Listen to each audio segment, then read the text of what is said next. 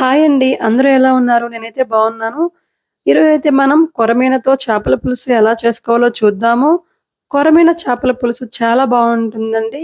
నెల్లూరు వాళ్ళు చాలా బాగా చేపల కూర వండుతారు అని చెప్తుంటారు గదండీ! అది నిజమే. నెల్లూరు వాళ్ళు చేపల కూర చాలా టేస్ట్‌గా చేస్తారండి. నేనెలా చేస్తానో మీకు చూపిస్తాను. ముందుగా అయితే నేను దబర తీసుకున్నాను. 6 స్పూన్ల ఆయిల్ వేసుకున్నాను. 1 స్పూన్ ఆవాలు కూడా వేశాను. అర స్పూన్ మెంతులు కూడా వేశాను.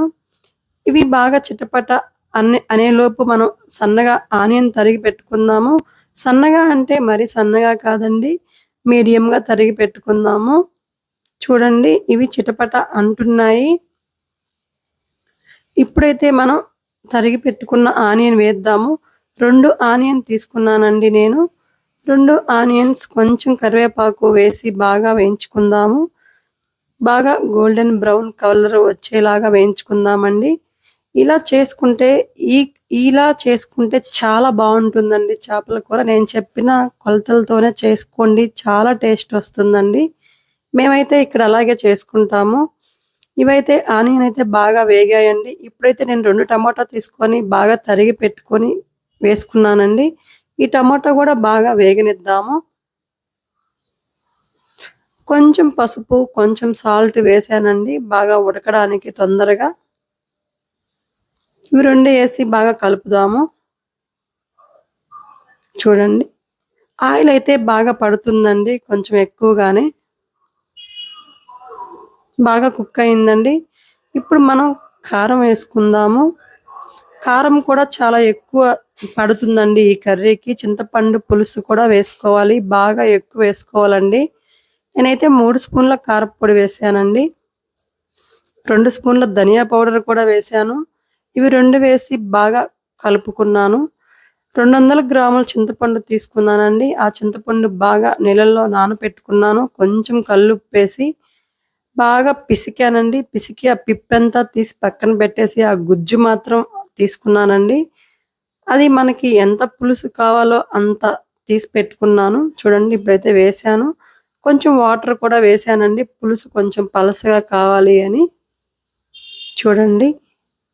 ఇలా బాగా కలుపుకోవాలి. ఇప్పుడైతే నాకు ఎంత పులుసు కావాలో అన్ని వాటర్ పోసుకున్నాను.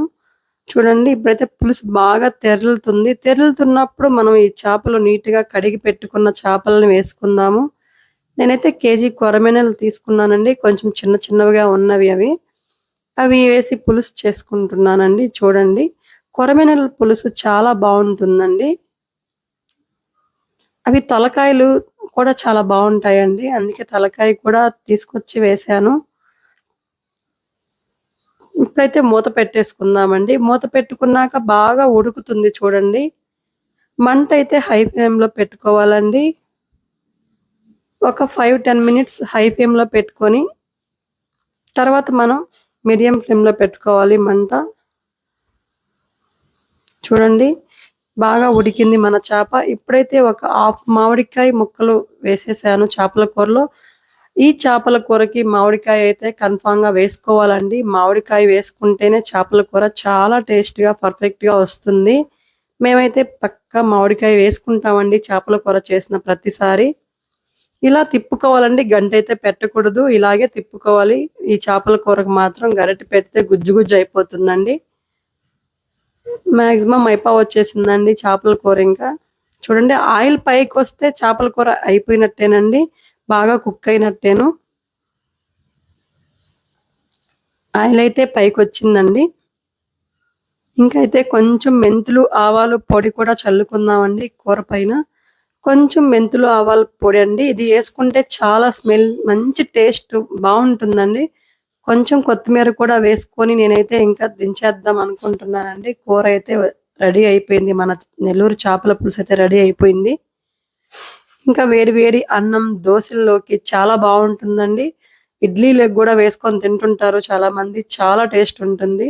మీరు కూడా తప్పక ట్రై చేయండి. ఇలాగే చేసుకోండి. చేపల కూర చాలా బావుంటుంది. చూడండి అయిపోయింది మన చేపల కూర.